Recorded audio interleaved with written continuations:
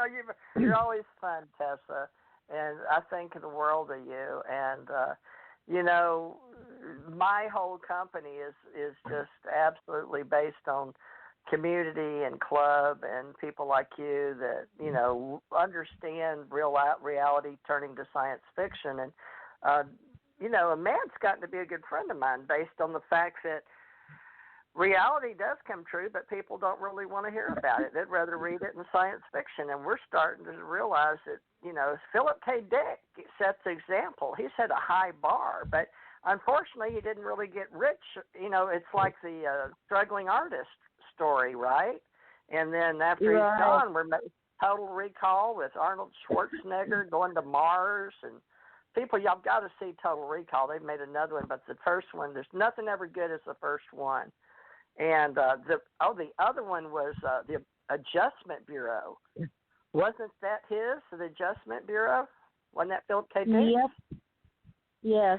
That is, oh my God, folks, that is the most famous God movie, Alien, E.T., Men in Black. You've got to see Adjustment Bureau. I mean, I could go on and on because I don't understand. The ETs brought me Philip K. Dick. Nobody. I've never read one of his books.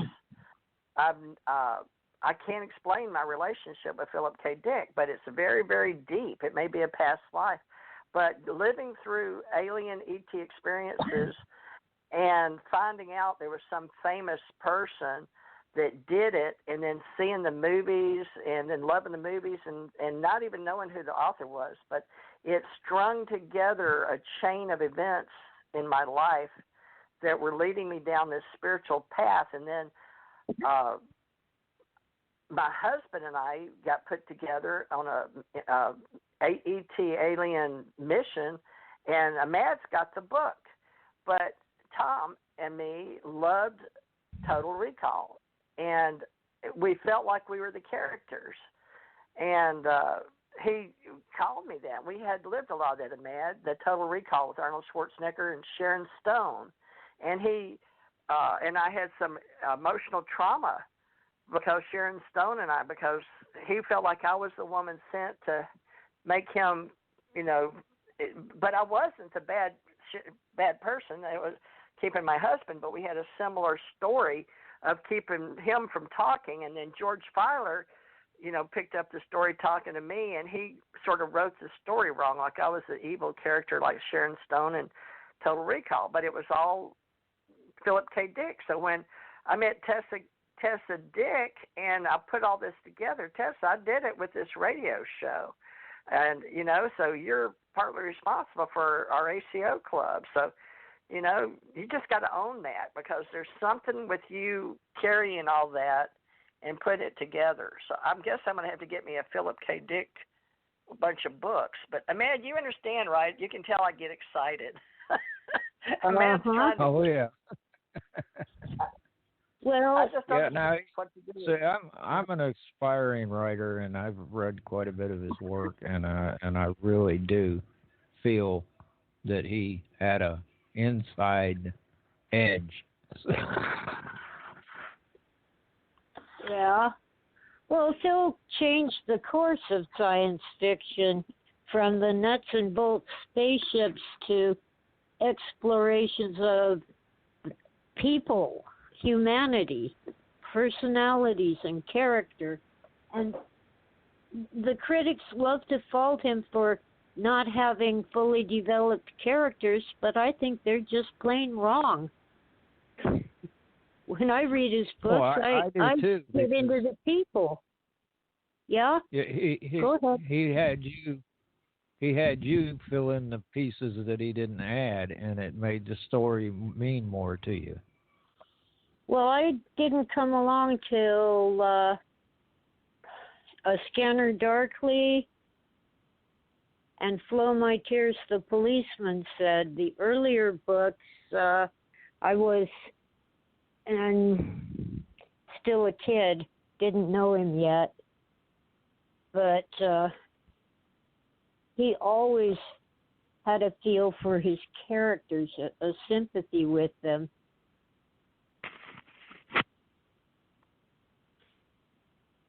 and they especially criticize him for the female characters, but he's got some really strong women in his novels, like Juliana Frink in The Man in the High Castle. She's really the main character.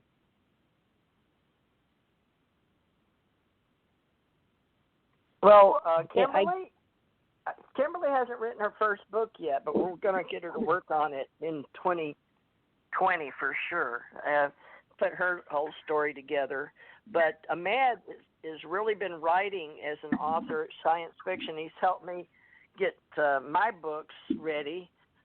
He's editing for me. But Ahmed, this is exciting because we didn't know this was going to happen. But Ahmed, since you've read his books or anything, why don't you talk to her? I'm getting the feeling that me and Kimberly have no clue about the books. So this is embarrassing, folks. Kimberly, are you like me? You never read a book? His books. Well, you might have seen the movies or the TV shows, The Man in the High Castle and Electric Dreams. Oh yeah, Electric Dream is my favorite myself. Yeah, that's based on Go his ahead, Kimberly. short I didn't mean stories. to cut you off. You're fine. And I was just saying I'm not familiar, but I'm taking notes as everybody's speaking because that's just what I do. Well, they took Electric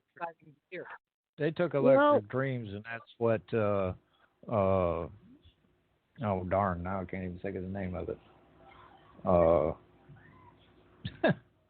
Well, that's good.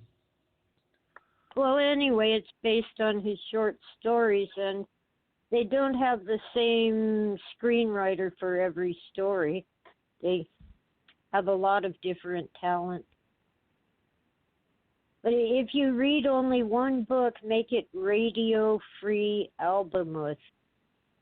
A-L-B as in boy, E, M as in mother, U-T-H, Albemuth, Radio Free Albemuth.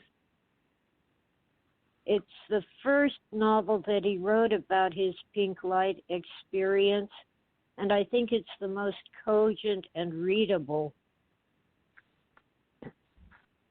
And of course, his agent sent it back saying, nobody's going to publish this. I showed it to Doubleday, and they said, Phil's gone nuts. We can't publish this. But you can buy it now. It's been published.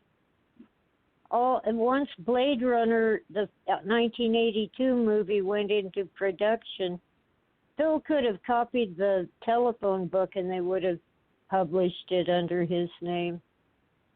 That was what the name I was trying to come up with a minute ago. I was tongue-tied. It was Blade Runner.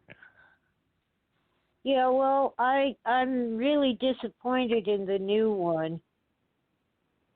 I have not seen it. Well, it's 3 hours, and something finally happens about 2.5 hours in. I don't fault the director. He is an artiste. Denis Villeneuve, he's a French-Canadian, and he's not just an artist, but an artiste. And that's the wrong kind of director for this film. I am so tired of dusky orange landscapes and dark blue interiors where you can't see what the characters are doing. It's very artistic, but yeah. 2 hours? Yeah, that might have been the one I sat through, but I didn't like, so I may have seen that. I remember one being really dark, and I was disappointed, but I sat through it because it was about Philip K. Dick, or he wrote it. But for some reason, with the darkness, it didn't sync well. It didn't bind well, I guess. It just came out last year. Well, it must have been last year. I saw it at the end of the... I've seen, that wasn't it, it was another one, but it was dark, but it did have the pink thing in it, vaguely, I think.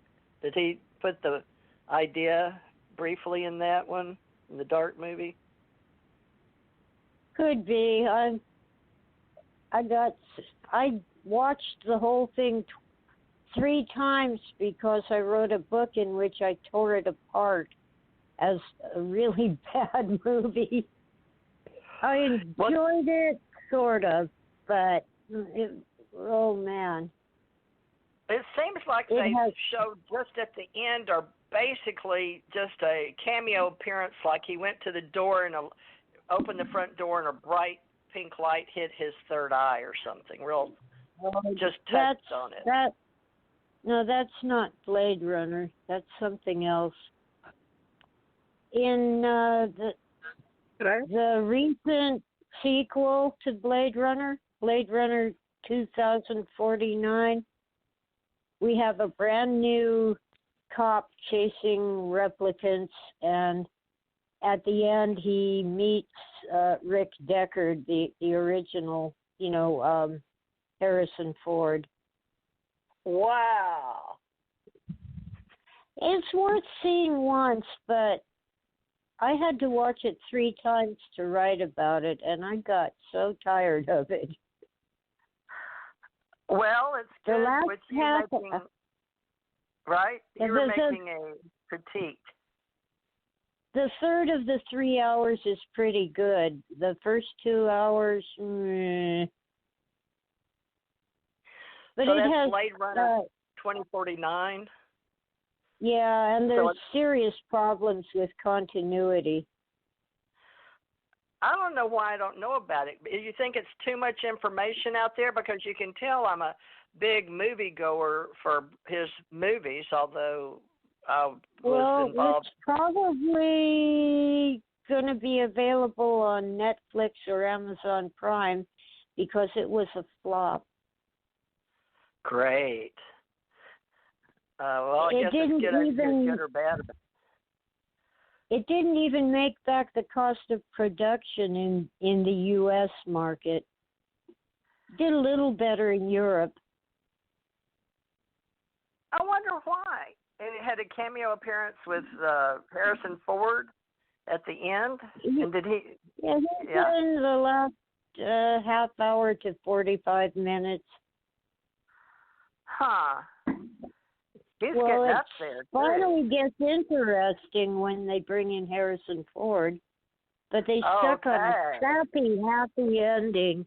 I don't want to give you spoilers, but the ending is just this sappy, happy ending that just doesn't fit the tone of the film.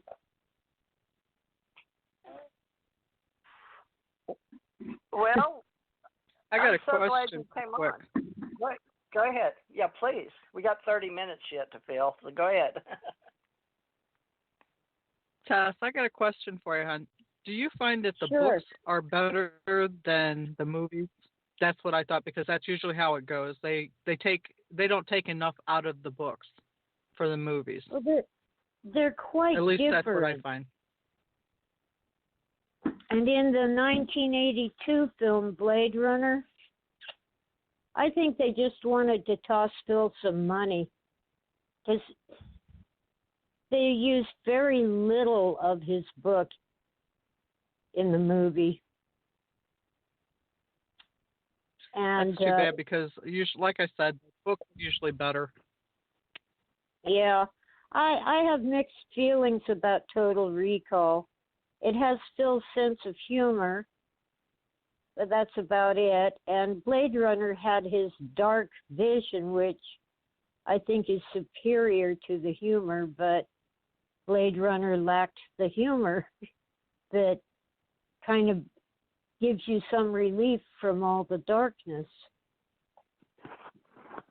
Even so, Blade Runner was better than Total Recall. I really liked Minority Report, even though it also diverges. It's actually from a short story, not a novel.